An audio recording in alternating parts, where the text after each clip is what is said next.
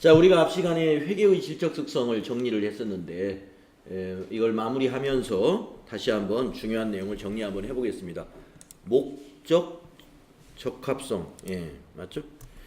자, 우리 회계의 질적 특성의 세 가지는 바로 요 세 가지가 되겠습니다. 목적 적합성, 신뢰성, 비교 가능성. 그런데 우리가 이제 그 시험에 출제되는 것이 목적 적합성이 무엇이냐라는 것을 출제하는데 어떻게 출제하냐면 목적 적합성에 해당되는 즉 내용인데 그것을 하위 질적 특성이라고 그래요. 그래서 예측 가치, 피드백 가치, 적시성 이렇게 우리가 어제 정리했죠. 목적 적합성의 내용은 예측 가치와 피드백 가치와 적시성이다. 이걸 우리가 어제 정리했었어요. 이게 중요한 거예요. 목적 적합성에 해당되는 내용 또는 하위 질적 특성.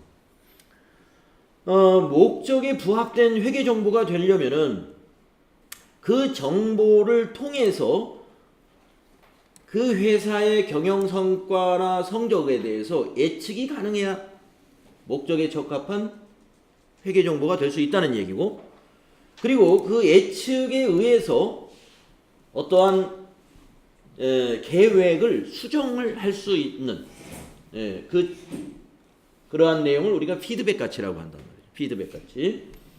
그 다음에 이러한 예측과 피드백이 가능하려면 그 회계 정보는 적시에 제공되어야 된다 해서 적시성.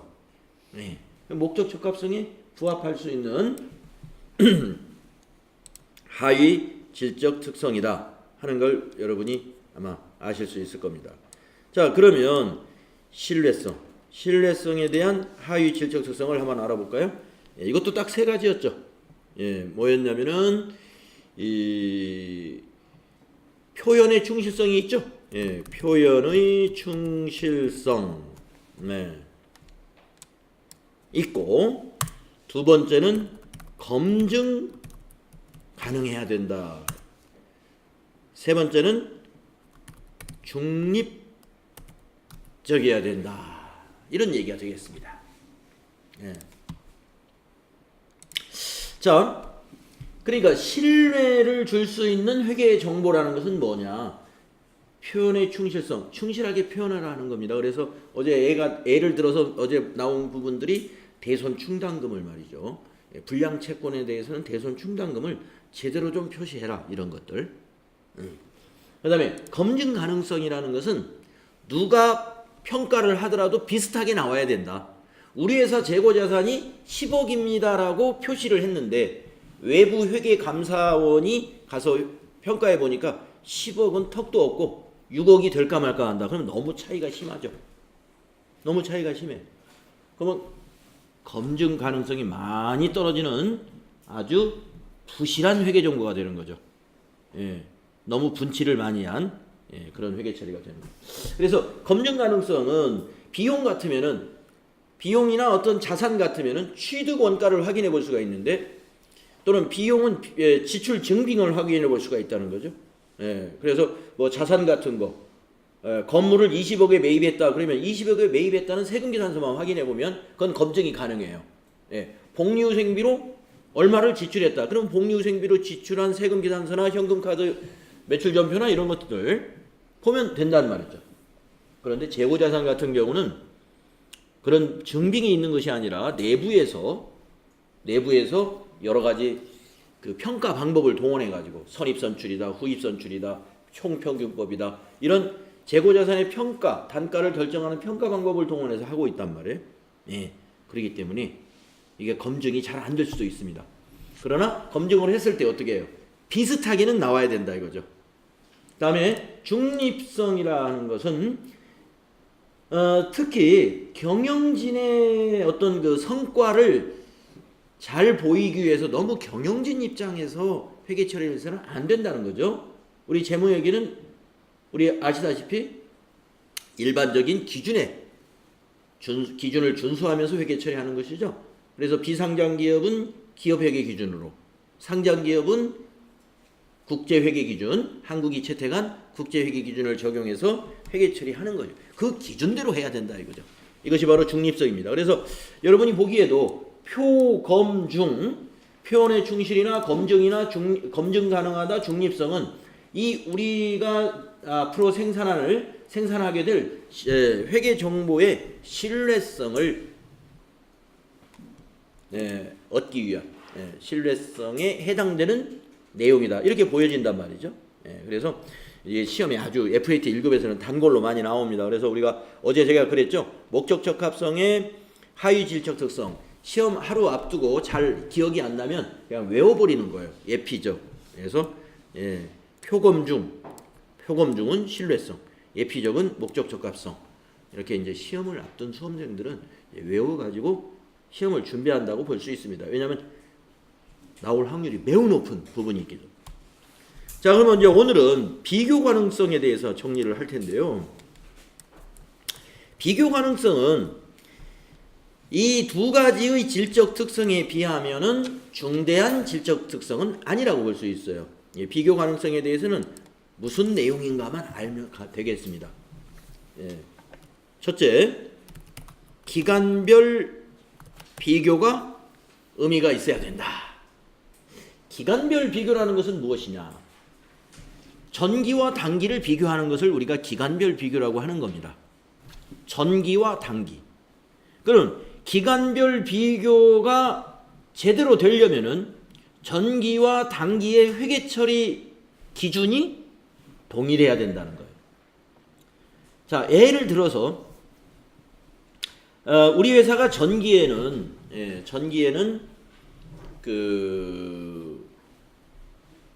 전 직원들에 대한 급여 지급 시 직원들이 부담하고 있는 뭐가 있습니까? 국민연금. 국민연금의 2분의 1을 회사가 지원을 해주는데 그 회사가 지원해주는 국민연금 대금을 세금과 공과로 전기에는 처리를 했다고 보겠습니다. 세금과 공과. 그러다가 2019년 단기에는 그 세금과 공과로 처리했던 국민연금 지원금을 복리후생비로 처리했다고 한번 볼까요? 복리후생비로. 그러면 우리가 손익계산서에서 전기의 복리후생비와 단기의 복리후생비에 비교할 의미가 있나요? 비교 가능성이 툭 떨어지죠. 왜냐하면 보나마나 단기의 복리후생비는 많이 증가했을 테니까. 근데 실제로 증가했느냐? 실제로 증가한 건 아닐 수가 있죠. 기준이 달라져가지고 증가해버린 거예요. 그래서 우리가 뭔가를 비교하려면 전제가 뭐야 되냐면은 처리 기준이 똑같다는 전제하에서 우리가 비교하는 것이죠. 그래서 바로 비교 가능성 때문에 회계 처리 기준은 함부로 바꾸지 않습니다. 가능한 한 안 바꿔요. 아주 정당한 사유가 있을 때만 우리가 바꾸는 거죠. 정당한 사유는 보통 법률은 약간 강제성이 있잖아요. 그래서 뭐 법인세법에서 반드시 복리후생비로 해야 한다고 강제하고 있다든가 이런 경우는 바꿔야 되겠죠. 그런데 그런 특별한 사유 없이 우리 회사의 복리후생비 지출을 좀 높게 보여가지고 대외적인 이미지를 좀 좋게 좀 해볼까? 이런 의도에서 한 것은 비교 가능성을 회계의 질적 특성을 많이 떨어뜨리는 결과가 되는 거죠. 또 하나는 뭐냐면은 기업 실체 간의 비교도 이 비교 가능성의 내용에 해당이 됩니다. 기업 실체 간의 비교. 가령 이제 이런 거죠. 삼성전자라는 회사하고 하이닉스를 직접 비교할 수가 있겠느냐? 같은 하이닉스도 반도체 회사고 삼성전자도 반도체를 판매하는 회사니까 비교가 가능하지 않느냐? 비교가 가능하지 않습니다. 왜 그러냐면 하이닉스는 반도체가 거의 90% 이상이죠. 뭐 다른 거 조금 있는지 모르겠어요. 대부분이 반도체예요. 근데 삼성전자는 물론 반도체가 크지만 그 외에 다른 사업도 굉장히 크죠. 전자제품 다 하지 않습니까? TV에서부터 저런 거부터 삼성전자에서 나오는 그 전자제품 종류가 가전제품이 굉장히 많아요. 예, 그렇기 때문에 하이닉스의 재무구조나 그 다음에 영업 성과를 나타내는 손익계산서하고 이 삼성전자를 직접 비교해가지고 반도체 사업에 대한 어떤 영업 수익성을 비교하는 것은 비교 가능성이 좀 정당하지 못한 거죠. 그죠? 예. 만약에 비교하려면은 삼성전자의 반도체 사업 부분만을 별도로 재무제표화해서 그 부분만의 재무제표를 따로 입수할 수 있으면 하이닉스하고 비교할 수 있다는 것이죠. 예.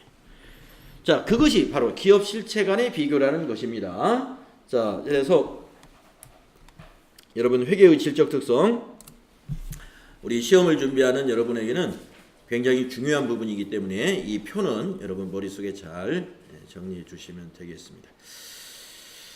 자, 그러면 다시 이제 교재로 가서 우리 교재 50페이지에 회계 정보의 제약 요인이라고 하는 게 있습니다. 회계 정보의 제약 요인. 제가 교재를 아직 안 펼쳤네요.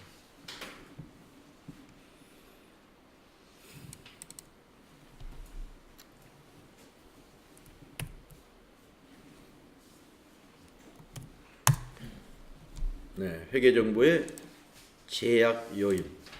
자, 여기서는 두 가지를 정리를 하는데요.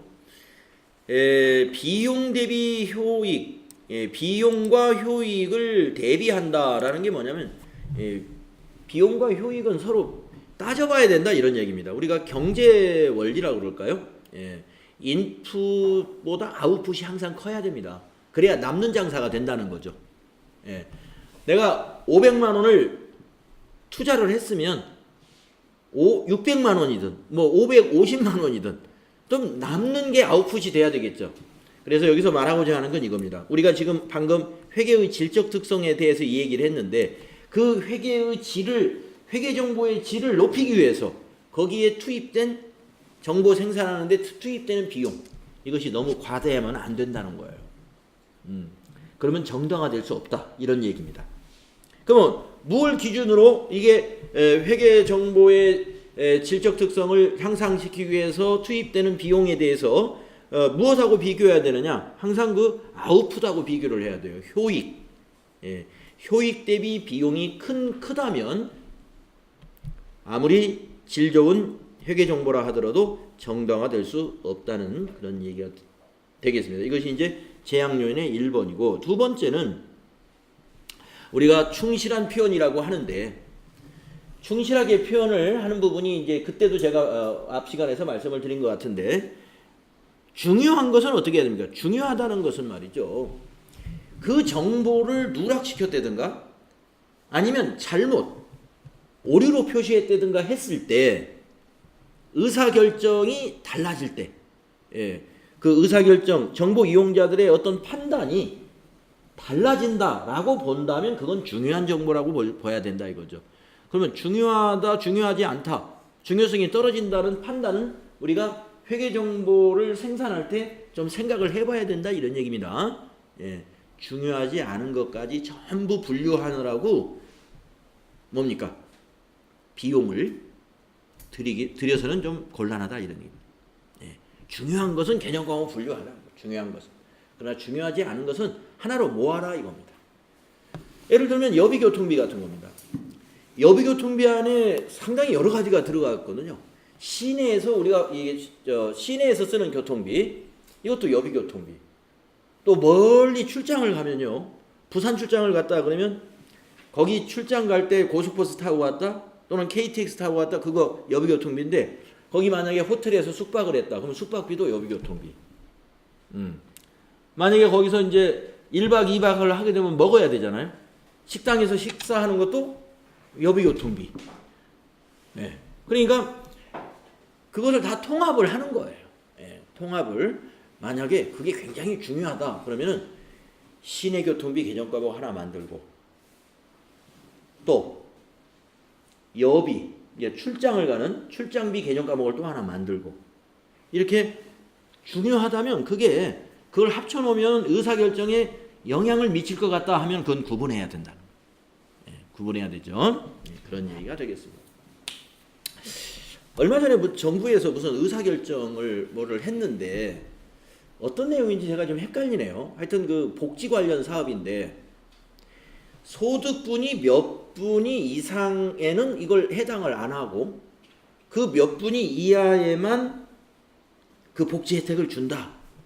그런 이제 행정 정책을 전국적으로 그런 복지 정책이 하나 있는데 그때 발표한 내용이 이런 내용이 있었어요.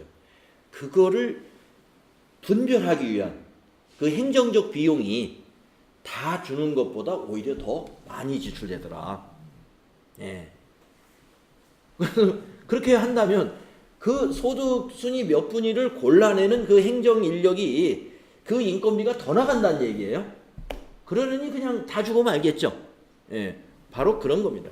이런 뭐 우리가 효익 비용과 효익 대비 이런 것들이 항상 무슨 결정을 할 때는 그런 걸 따져봐야 돼요.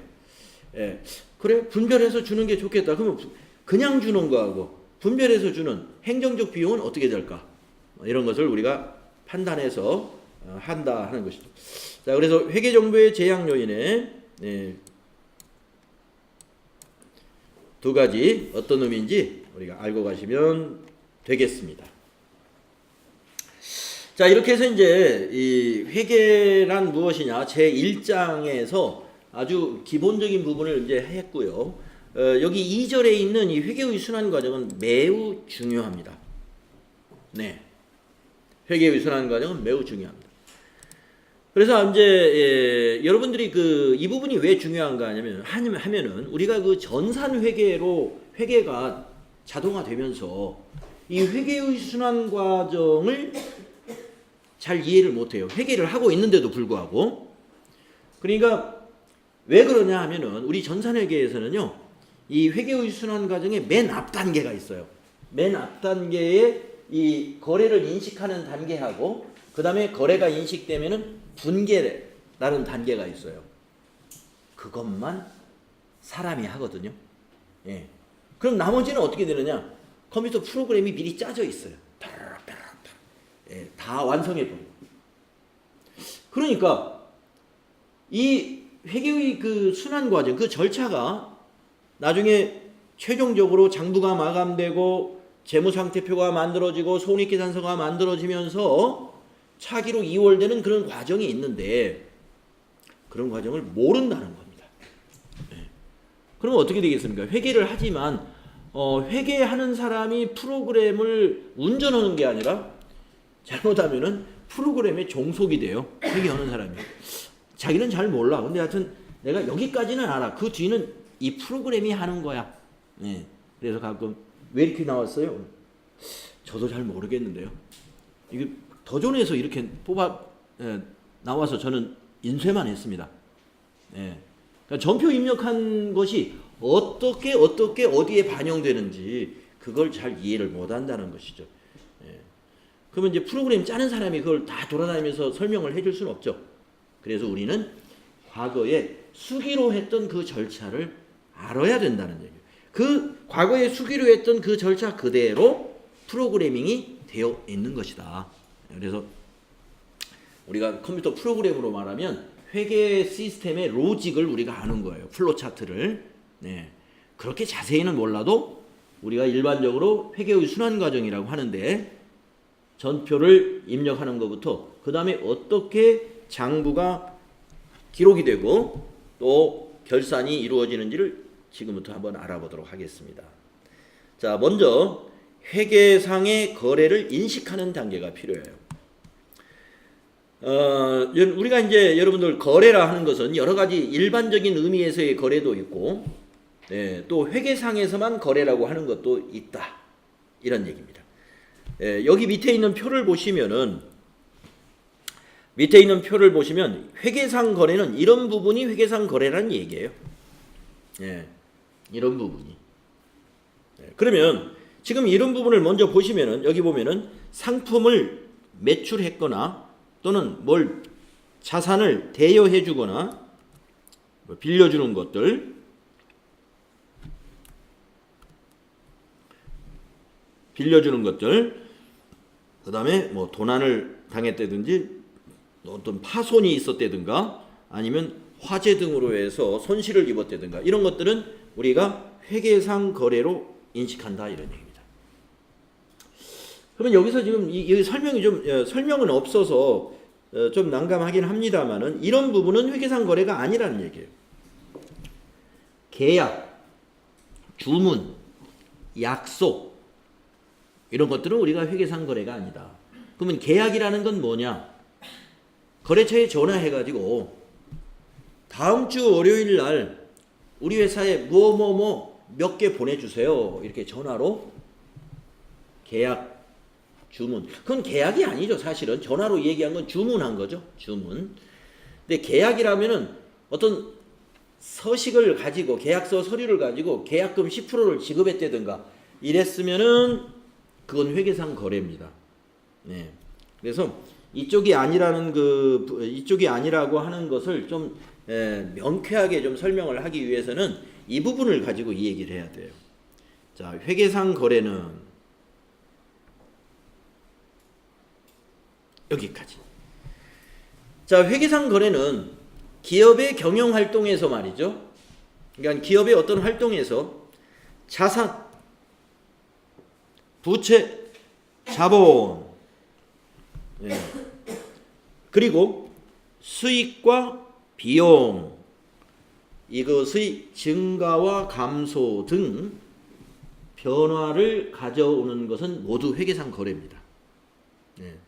그래서 앞으로 이제 여러분이 공부할 것이 뭐가 될까요? 자산은 무엇이 자산이고, 부채는 무엇이 부채고, 자본은 무엇이 자본이고, 수익은 무엇이 수익이며, 비용은 무엇이 비용인가, 이런 것들을 우리가 이제 앞으로 공부를 해 나갈 거예요. 공부를 앞으로 해 나갈 거예요. 근데 지난번에 그 사전평가 시험을 보니까 여러분들이 이미 자산, 부채, 자본, 수익, 비용, 이거 개념 과목 인쇄하는 건가? 네. 이런 것이 무엇인지 상당히 많이 알고 있는 분들이 많이 있었어요. 예. 점수가 굉장히 높게 나오신 분들이 많이 있었잖아요. 예. 자, 그러나 이제 앞으로 자세히 배우겠습니다만 우리가 회계상 거래는 자산, 부채, 자본, 수익, 비용의 증가나 감소가 있을 때에만 회계상 거래로 인식을 합니다. 그 나머지는 회계상 거래가 아니라는 거예요. 자, 그러면 그 밑에 또 이런 설명이 있네요. 즉, 회계에서는 재무상태표와 손익계산서에 영향을 미치는 것만 거래라고 본다 이랬네요. 네. 그러면 제가 이제 위에서 제가 동그라미를 말이죠. 자산부채 자본에는 파란색으로 동그라미를 쳐놨고 수익과 비용은 빨간색으로 동그라미를 쳐놨어요. 이거 왜 그렇게 해놨냐면 그 밑에 줄에 있는 좀 이것하고 좀 연관지어서 여러분에게 말씀드리려고. 재무상태표. 밑에 있는 재무상태표가 위에 있는 자산부채 자본을 얘기하는 겁니다. 재무상태표에 나타나는 것이 자산, 부채, 자본이 나타납니다. 그리고 그 밑에 손익계산서라고 있죠. 서자는 줄이 바뀌어져 있습니다만은 손익계산서가 그 위에 있는 수익과 비용을 나타내는 재무제표예요. 네. 다음 페이지에서도 자세히 또 보겠습니다. 네. 그래서 다른 말로 말하면 재무상태표와 손익계산서에 영향을 미치는 것은 회계상 거래다. 영향이라는 게 뭐냐? 증가나 감소를 말하는 거예요. 네. 그래서 이제 다음 페이지에서 여러분 무엇의 증가, 무엇의 감소 이런 얘기를 할 겁니다. 증가라는 것은 늘었다는 것이고 감소라는 것은 줄었다는 것이죠. 네. 회계상 거래는 무엇인지 요거 꼭 기억하십시오. 회계상 거래는 기업의 활동에서 자산, 부채, 자본, 수익, 비용의 증가나 감소가 있는 것이다. 즉 다른 말로 말하면 재무상태표와 손익계산서에 영향을 미치는 것이다. 왜 재무상태표와 손익계산서에 영향을 미치는 것이라고 하느냐? 재무상태표에 표시되는 것이 자산, 부채, 자본이고 손익계산서에 표시되는 것이 수익과 비용이다. 이거 알고 갑시다. 네. 따라서 여기서 이게 아니라고 하는 것은 이 계약은요. 계약금을 주고받은 게 아니라는 거예요. 그냥 말로만 계약했다. 아니면 그냥 서류를 썼더라도 돈이 오간 것은 없어요. 물건을 주고받은 것도 없어요. 그런 것을 의미하는 거고 주문도 그냥 전화로만 한 거예요. 전화로만. 돈 주고받으면서 하는 게 아니라 약속도 말로만 약속한 거예요. 이런 것들은 우리가 회계상 거래로 보지 않는 것입니다. 자, 이 부분 밑에 있는 것은 뭐 떡볶이 이런 건 밑에 있는 걸로 보면 여러분 더 헷갈려요. 밑에 거는 무시해버리고. 자, 그래서 아이캔에다가 이렇게 말했네요. 상품 매매 계약. 근데 이 매매 계약도 아까 말씀드렸다시피 계약금을 주고받았다면은 회계상 거래입니다. 종업원의 채용 계약. 종업원의 채용 계약 5월 1일부터 출근하십시오. 오늘 합격입니다. 이렇게 하는 것은 회계상 거래가 아니라는 얘기입니다. 건물의 임대차 계약. 임대차 계약할 때 계약금을 주고받았으면 그건 회계상 거래입니다. 그러니까 금전이 오고 간 것이 아니라면 회계상 거래가 아니다. 그다음에 밑에 회계상 거래 나오네요. 상품의 도난이나 파손, 화재, 상품의 가격 하락도 우리는 회계 처리를 한다는 거예요. 이런 것들이 회계 처리 대상이 된다. 자, 그래서 회계의 순환 과정 첫 단계는 내가 회계 처리를 해야 될 일이냐 아니냐를 인식하는 단계. 거래를 인식하는 단계입니다. 자, 두 번째. 그러면 인식이 되면 뭐를 하느냐? 분계를 해야 돼요. 우리 여기서 분계인데 우리 이제 그 도전 프로그램에 가서는 회계 프로그램에 가서는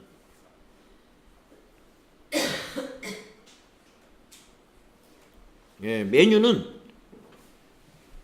일반 전표, 메인 매출 전표 해가지고 전표 입력이라고 할 겁니다.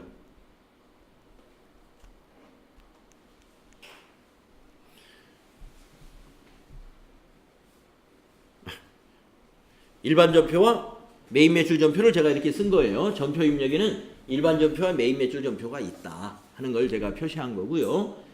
그러니까 전산 프로그램에 가서 분계장에다 입력하는 게 아니다 이겁니다. 네. 그리고 분계라는 메뉴는 없어요. 일반 전표 입력, 메인 매출 전표 입력 이렇게 되어 있어요. 자, 그런데 이 일반 전표를 입력한다, 메인 매출 전표를 입력한다는 것이 바로 뭐를 하기 위한 것이냐면은 바로 여기서 말하는 분계를 하기 위한 거예요. 분계. 분계.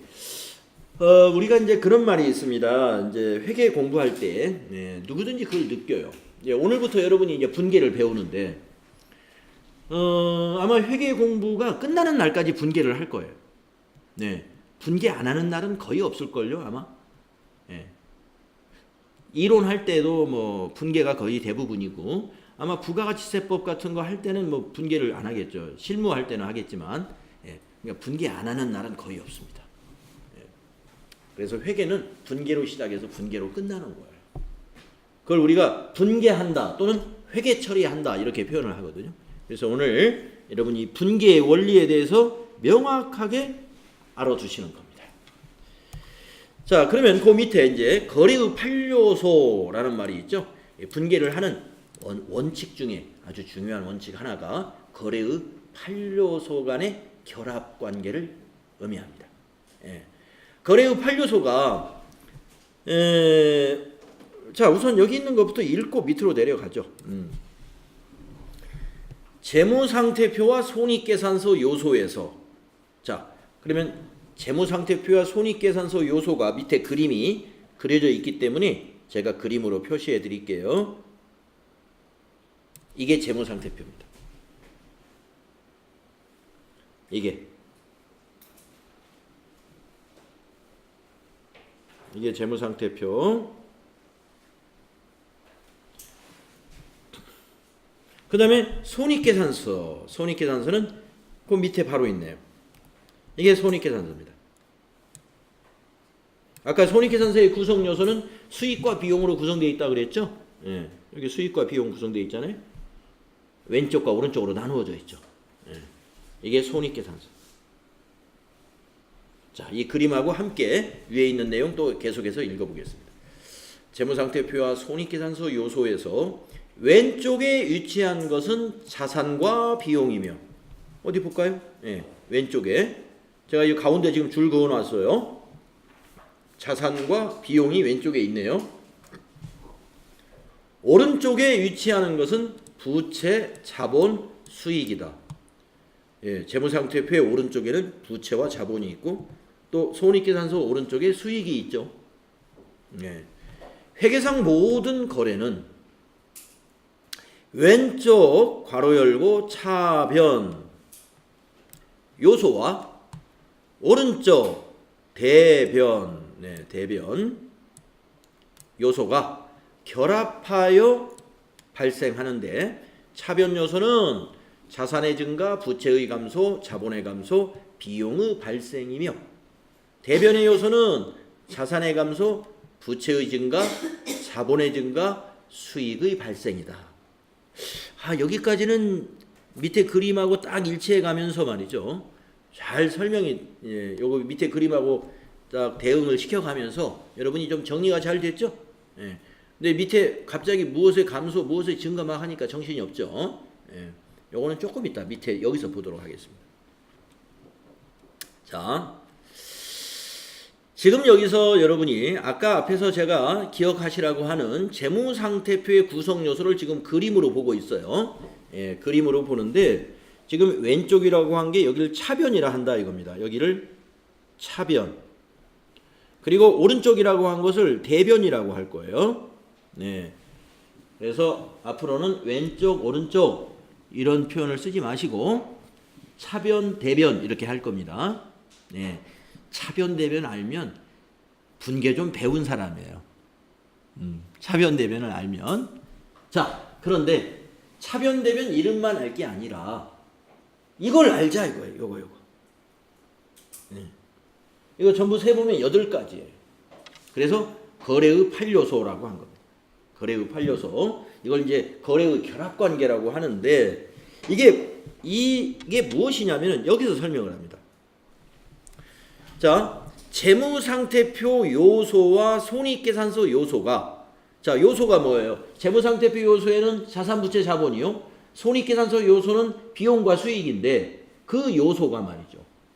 같은 방향의 기록이 되면 증가로 되는 것이고, 증가가 되는 것이고, 증가로 표시되며 반대 방향의 기록이 되면 감소로 표시되는 것이다. 요거 잘 기억하십시오. 이 원리. 예. 이것을 풀어서 쓰면 이렇게 된다 이거. 이렇게 된다. 이걸 풀어서 쓰면 자, 자산의 감소를 한번 자산의 증가를 한번 따져 볼까요? 자산의 증가가 왜 차변 요소이냐 하면은 재무상태표의 자산은 차변에 있어요. 같은 방향에 기록하면 증가할 때 기록한다 이겁니다. 현금이 자산이거든요. 현금이 들어왔다 그러면 현금 차변에다 기록해라 이 뜻이에요. 현금이 자산인데 증가했으면 왼쪽 차변에다 기록해라. 그 뜻입니다. 자, 그 다음에 반대 방향에 기록하면은요, 예, 마이너스예요. 반대 방향에 기록하면 감소. 자, 자산이 재무상태표의 차변에 있는데 반대 방향인 대변에다 기록했다면 자산의 감소이다. 현금이 지출됐어요. 현금으로 만약에 A4 용지 한 박스를 사무실에서 필요해가지고 사왔다. 그러면 대변에 현금이라고 적어라 이겁니다. 현금이라는 자산이 감소했죠? 예. 그러면 대변에 현금, 즉 현금 계정 대변에 기록하는 거예요. 자, 그 다음에 부채를 한번 보겠습니다. 부채는 재무상태표의 대변에 위치하고 있죠. 그러니까 대변에서 증가해요. 부채가 증가하면 대변에 기록하는 거예요. 자, 오늘 농협에서 500만 원을 차입을 했어요.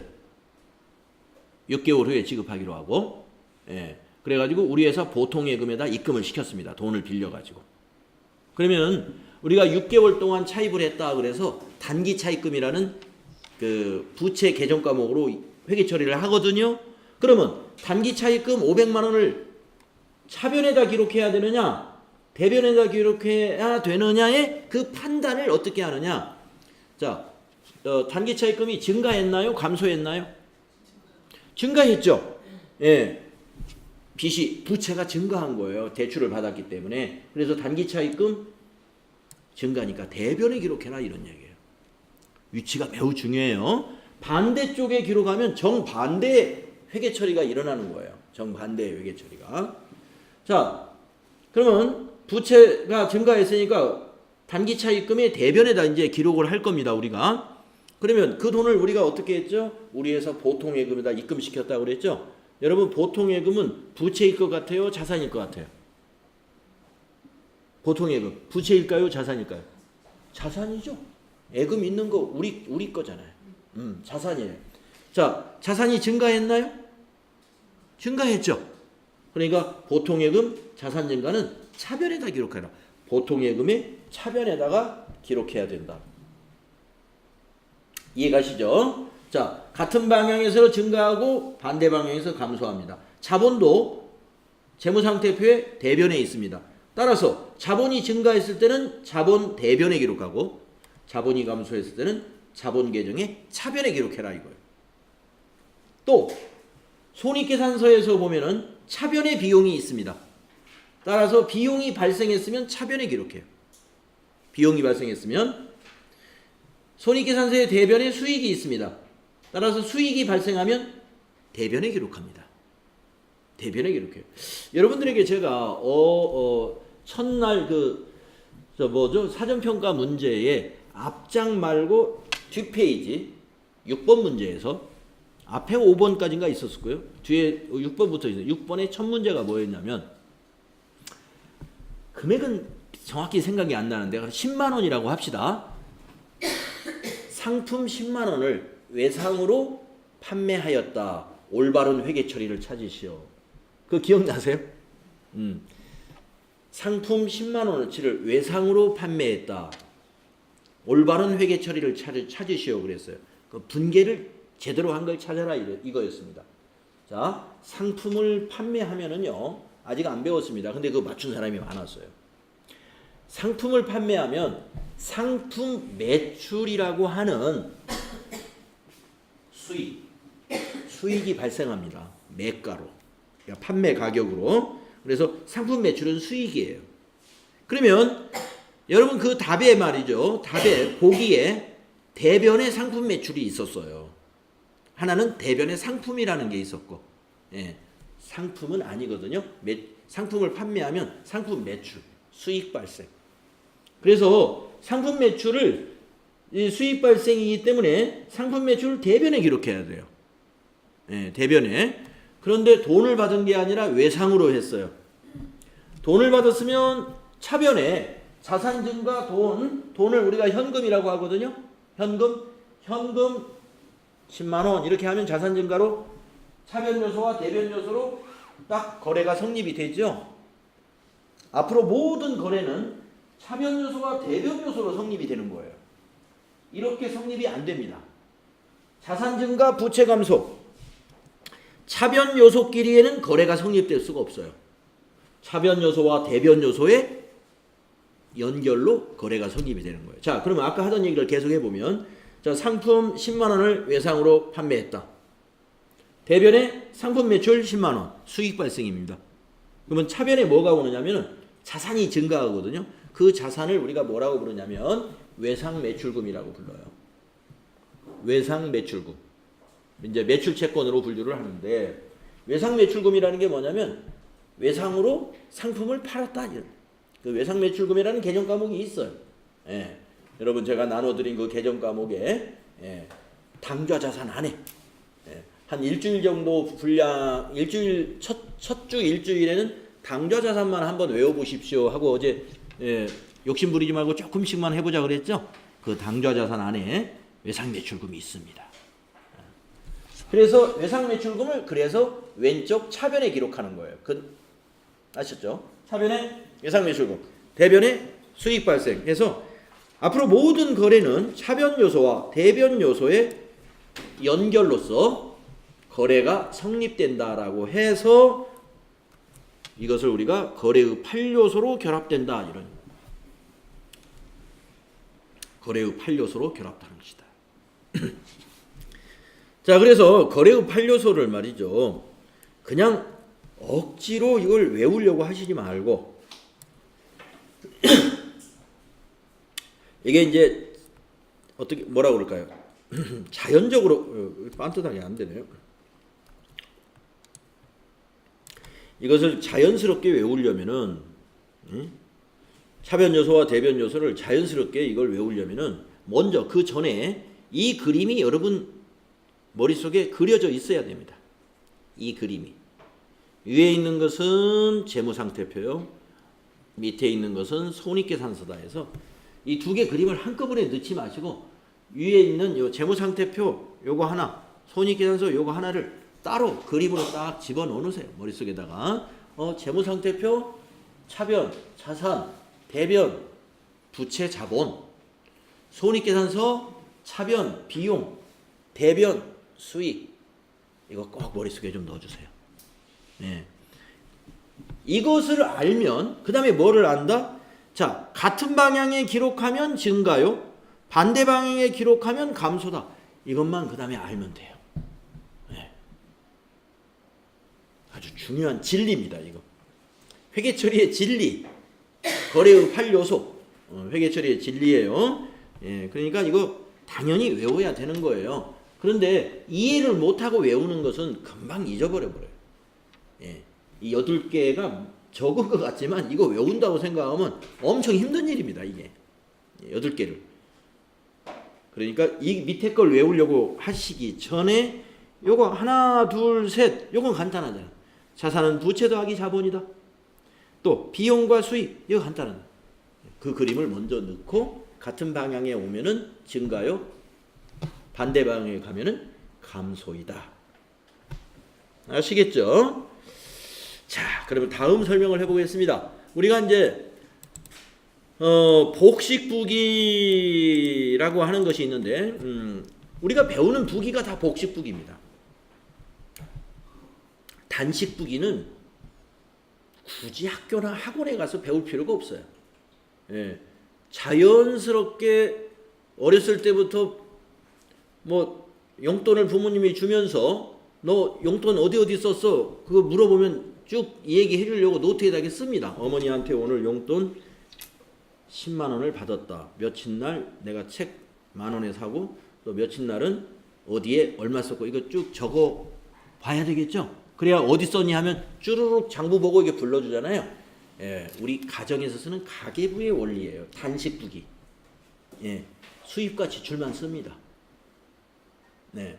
그런데 복식부기는요. 지금 여기서 보는 바와 같이 차변 요소, 대변 요소 이중으로 다 기록을 해요. 거래가 하나 발생하면 장부가 최소한 2건, 장부가 2개가 필요하다 이런 얘기죠. 그러니까 아까 상품 매출을 상품 10만 원을 외상으로 매출했을 때 분계가 이렇게 되지 않습니까? 이렇게. 그러면 장부가 뭐가 필요하냐? 자, 상품 매출이라는 수익을 기록할 장부가 하나 있어야 돼요. 그걸 원장이라고 해요. 상품 매출 원장. 또 외상 매출금을 기록할 장부가 하나 있어야 돼요. 외상 매출금이라는 원장이 필요하다 이런 얘기입니다. 최소한 2개가 필요하죠. 2개를 나누어 기록하는 게 복식부기예요. 단식부기는 우리 용돈 기입장 쓰는 식으로 그냥 장부 하나죠. 예. 뭐 어떻게 쓸까요? 상품을 오늘 외상으로 10만 원 했다 그러면 날짜 오늘 4월 24일 쓰고 예. 옆에 뭐 무슨 가게에 외상 10만 원 이렇게 써놓아요. 그 한 줄로 딱 끝나죠. 예. 그게 단식부기입니다. 그래서 우리가 사업자 중에서 단식부기로 해도 장부로 인정해주는 사업자가 있어요. 예. 그것을 이제 국세청 홈페이지, 국세청에서 운영하는 홈택스에 가면은 그 간편장부라고 하는 것이 있습니다. 간편장부를 내려받으세요라고 하는 게 있어요. 그러면 간편장부를 내려받아가지고 그걸 엑셀로 양식을 딱 그 양식 그대로 엑셀로 디자인해서 쭉 써나가면 그것을 장부로 인정을 해줍니다. 예. 그래서 이제 그 그러니까 매출액 규모가 일정 규모 이하가 되면은 복식부기에 의해서 회계 처리를 굳이 안 해도 장부로서 인정을 하게 되고요. 만약에 복식부기 의무자인데 법률상 복식부기 의무자인데 단식부기로 했다. 그냥 가계부 쓰듯이 썼다 그러면 장부 미기장 가산세가 붙어요. 기장할 의무를 이행하지 않았기 때문에. 그래서 저도 기억에 제가 1991년도에 이 학원 사업을 했는데 초창기에는 간편장부로 했어요. 그때도 그때는 홈택스라고 안 하고 이름이 좀 달랐습니다. 그 구세청의 홈페이지는 홈페이지인데 홈택스 이전에 뭐라고 했었는데 이름이 한번 개편됐어요. 거기에서 다운받아 썼죠. 자, 그러면 복식부기 원리는 어떤 것인가? 이거 한번 정리해 보겠습니다. 모든 거래를 원인과 결과의 인과관계를 파악하여 이중으로 기록하기 때문에 오류에 대한 자가 검증 기능을 가지고 있다. 오류에 대한 자가 검증 기능을 가지고 있다. 나중에 여러분이 이제 자가 검증을 어디까지 할 수 있느냐 하는 거를 알게 되면은 좀 실망할 수는 있어요. 모든 것을 다 검증하지는 못합니다. 모든 것을. 그러나 기본적으로는 검증 가능하다 하는 거 알아두시고요. 이중으로 기록한다는 것은 거래의 8요소에서 보는 바와 같이 차변 요소와 대변 요소로 기록을 하기 때문에 이중으로 기록하는 것. 이것을 우리가 복식부기라고 한다. 네. 다음에 대차평균의 원리에 대해서 알아보겠습니다. 이렇게 이중으로 동일한 금액을 기록을 하게 되면 차변의 합계와 대변의 합계는 언제나 일치합니다. 예, 차변의 합계와 대변의 합계는 언제나 일치합니다. 예, 그것을 우리가 이제 실습을 통해서 우리가 이제 확인해 볼 수 있어요. 그리고 차변의 합계와 대변의 합계, 차변의 잔액과 대변의 잔액은 언제나 일치한다. 그것을 우리가 대차가 딱 맞다 해서 대차 평균의 원리 이렇게 부릅니다. 네. 자, 그러면 우리가 지금 복식부기에 의한 두 가지 중요한 원리를 여기서 소개받았어요. 복식부기 원리는 거래의 이중성과 대차 평균의 원리가 복식부기를 대표하는 중요한 키워드입니다. 복식부기란 뭐냐? 거래를 이중으로 기록하는 거야. 차변 요소와 대변 요소. 따라서 대차 평균의 원리에 의해서 차변의 합계와 대변의 합계는 언제나 일치하는 것이다. 그래서 우리가 일계표를 만든다 그러면요. 하루 당일날 퇴근하기 전에 일계표를 만들어 놓고 퇴근을 했었습니다. 옛날에. 그러면 일계표를 딱 만들었을 때 그날 거래 내가 전표 작성한 거를 전부 모아가지고 쭉 기록했을 때 차변의 합계, 대변의 합계가 딱 맞으면 아, 오늘 내가 잘 기록했구나. 그리고 퇴근했다가 아침에 그 일계표를 전표와 함께 자기 윗분한테 뭐 대리님한테 또는 뭐 과장님한테 이렇게 결제를 올려요. 예. 그렇게 하루 일계표를 만들어 나가면 월말이 되면 그걸 다 모으면 월계표가 되고 그 월계표를 매월 1월, 2월, 3월 해서 12달, 12월 달까지 모아놓으면 나중에 그게 시산표가 만들어지는 거예요. 그래서 지금도 전산 프로그램에 일계표, 월계표, 시산표 다 있어요. 전산으로. 근데 일계표, 월계표, 시산표를 지금은 사람이 만드느냐? 안 만들어요. 전표 입력, 아까 말씀드린 분계하는 것이 끝이에요. 전표 입력하면 일계표도 만들고 월계표도 만들고 시산표도 만들고 이게 프로그램이 만들어버리게 되는 것이죠. 그렇기 때문에 우리가 사무자동화는 굉장히 지금 우리나라에서는 굉장히 일찍이 도입이 됐죠. 80년대 후반부터 90년대 중반에 걸쳐서 사무자동화가 완벽하게 거의 뭐 대기업은 90년 초에 다 끝났습니다. 그러면서 우리가 물론 그 IMF라는 그 금융 위기로 인해서 그 기업들이 어려운 점도 있었지만 그거 아니고래도 아마 이 인적적인 그 인적 자원이 이렇게 그 당시 이제 명예퇴직이라고 그랬어요. 예. 저도 1991년도에 회사를 마침 그때 그만뒀어요. 근데 저는 명퇴 차원에서 그만둔 게 아니라 다른 꿈이 있어서 그만뒀었어요. 근데 그 90년대 초에 나이 40대인 사람들 퇴사 많이 했습니다. 생산직보다는 특히 사무직에서. 예. 근데 이제 회계 직종도 예외가 아니죠. 예. 회계 직종이 전 사람의 가장 출발이었어요. 예. 뭐 영업관리라든가 구매나 이런 다른 기타 사무 쪽보다 회계가 좀 빨랐습니다. 그래서 회사가 매출은 계속 매년 우리가 80년대와 90년대 초에 우리나라 기업들이 굉장히 호황기였습니다. 많이. 예. 계속 성장을 많이 했어요. 대부분이. 그래서 매출액은 매년 20% 30%씩 증가를 하는데 인원은 그대로. 오히려 나중에 90년대 초에는 인원이 더 줄습니다. 예, 회계과 직원이 한 10명 있었는데 한 5명 남고 다 나갔어요. 나중에 보니까. 예. 그게 뭐 때문에 가능하겠어요? 전산화가 되면서 그게 가능하게 됐다는 것입니다. 왜냐하면 뒤에 장부를 해볼 필요가 없잖아요. 그러니까 프로그램 하나 사가지고 똑똑한 직원이 전표 입력만 딱 하면 뒤에 뒷일이 다 끝나요. 그러니까 뒤에서 이거 오래된 고참 직원들이 할 일이 별로 없었습니다. 자, 그 다음에 계정이자 이제 분계의 원리를 알았습니다. 그러면은 이제 분계를 하려면은 이렇게 차변 요소와 대변 요소로 가는 것인데 자산, 부채, 자본 또는 수익, 비용 이러한 계정 과목은 없어요. 그래서 우리가 이제 계정이란 무엇이고 계정 과목이 무엇인지 이제 여기서부터 우리가 이제 분계를 하기 위한 준비 지식을 우리가 알아야 됩니다. 자, 쉬는 시간이 됐기 때문에 10분간 쉬었다가 이어서 하도록 할게요. 쉬었다 합시다.